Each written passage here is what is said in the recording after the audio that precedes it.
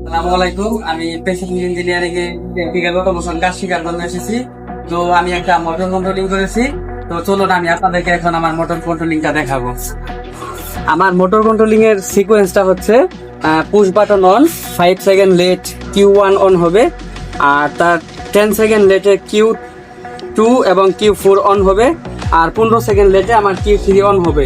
Q3 যখন on হবে আমার তার সাথে সাথে Q1 এবং Q4 অফ হবে, এবং তার পরবর্তীতে আবার সার্কিটটি অফ হবে। তো চলুন আমরা এখন কাজ করতেছি কিনা তা দেখবো।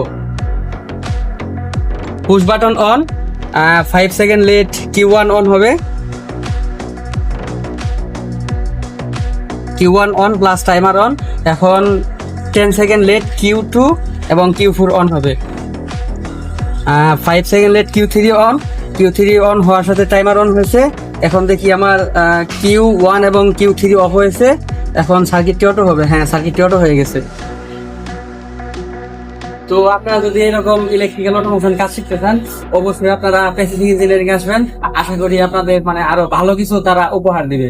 তো আপনারা আর দেরি না করে যদি কাজ শিখতে চান, তাহলে প্রেসিডেন্ট ইঞ্জিনিয়ারিং এ যোগাযোগ করার জন্য বিশেষভাবে বলা হবে। আসসালামু আলাইকুম।